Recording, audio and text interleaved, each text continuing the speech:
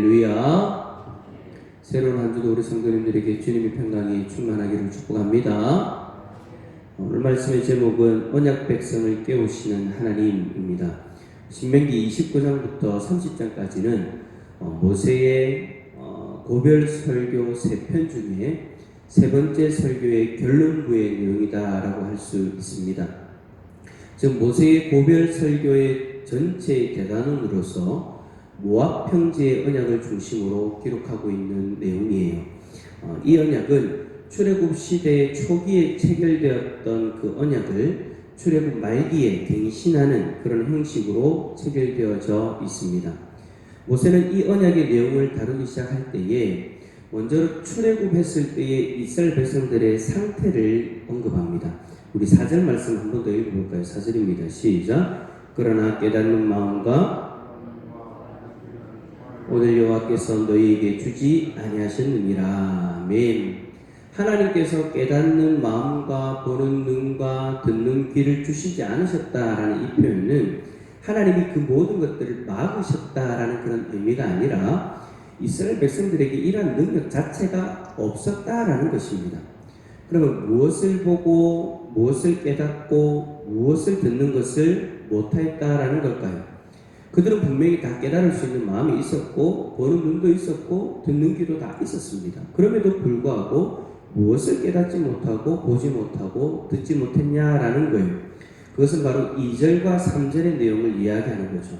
2절과 3절의 내용은 이스라엘 백성들이 출애굽했을 그 시점에 하나님이 애굽의 왕과 그의 신하들에게 하신 일들 그리고 그 땅에 행하신 놀라운 기적들을 언급하는 것입니다. 이스라엘 백성들은 출애굽할 때에 분명 하나님이 행하시는 그 큰 시험과 이적과 기사들을 보았습니다. 하지만 그것들을 보면서 하나님이 어떤 분이시고 어떤 마음과 어떤 목적으로 그들을 인도하여 내시는지 그것들을 온전히 깨닫지 못하였다라는 거예요. 그들은 분명 하나님이 행하시는 그 모든 것들을 목도했지만 깨닫지 못하고 보지 못하고 듣지 못하는 영적으로 우둔한 상태였던 것입니다. 그래서 하나님은 이스라엘 백성이 하나님의 뜻을 마음과 눈과 귀로 깨달을 수 있도록 광야에서의 40년 동안 그들 가운데 일하기 시작하십니다. 본문에서는 이러한 하나님의 일하심을 두 가지로 설명하는데요. 첫 번째로 그들을 돌보시는 하나님을 경험하도록 하십니다. 우리 5절 말씀 한번 읽어보겠습니다. 5절입니다. 시작. 주께서 40년 동안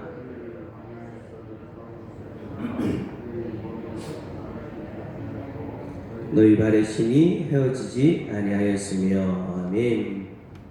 너희 몸의 옷이 낡아지지 아니하였고 너희 발의 신이 헤어지지 아니하였다라고 했는데 이 말은 이스라엘 백성들이 광야에서 지낼 때에 한 벌의 옷과 신을 가지고 살아갈 때 그것들이 헤어지지 않았다. 그러니까 하나가 영구히 쓸 수 있는 그런 어떤 모습이었다라는 것이 아니라 이 문장의 원어적 의미는 어떤 의미냐면 하나님이 옷과 신이 헤어지지 않도록 계속해서 공급해 주셨다라는 거예요. 그러니까 헤어질만 하면 하나님이 새로운 것들을 공급해 주시고 또 헤어질만 하면 하나님이 새로운 것들을 공급해 주신 거죠. 따라서 이스라엘 백성들은 광야 생활 가운데에 허름한 거지와 같은 그런 옷을 입은 모습이 아니라 언제나 단정한 모습으로 생활할 수 있도록 하나님이 공급해 주신 것을 이야기하는 겁니다. 우리 6절 말씀 한번 더 읽어보겠습니다. 6절입니다. 시작. 너희에게 떡도 먹지 못하며 포도주나 독주를 마시지 못하게 하셨으면 주는 너희의 하나님 여호와이신 줄을 알게 하려 하심이니라. 아멘. 하나님이 이스라엘 백성들에게 떡도 먹지 못하게 하시고 포도주나 독주도 먹지 못하게 하셨다 했는데 이 표현은 먹을 양식과 그리고 음료들이 있었는데 하나님이 금지하셨다는 것을 이야기하는 것이 아니라 그것들이 거의 없는 광야에서 굶주려 죽을 수밖에 없었다라는 그런 상황을 이야기하고 있는 겁니다. 이러한 상황에서 하나님께서는 만나와 메추라기를 주시고 그리고 바위에서 물이 나오는 기적들을 행하시면서 그들의 필요를 채워주신 것이죠. 자, 이렇게 하나님이 공급해 주시는 먹을 것과 마실 것으로 말미암아 이스라엘 백성들은 광야에 40년을 보낼 수 있었다라는 거예요. 이렇듯 아무것도 구하거나 가질 수 없는 광야에서 그들은 오직 하나님의 공급하심으로 입을 것과 그리고 먹는 것의 문제를 해결하면서 40년의 그 시간을 잘 보낼 수 있었다라는 겁니다. 이 일들을 통해서 이스라엘 백성들은 살아계신 하나님을 깨닫고 그 하나님이 약속의 땅에서도 여전히 먹이시고 입히실 것이라는 사실을 잊지 않고 하나님만 의지하면 되었던 것이죠.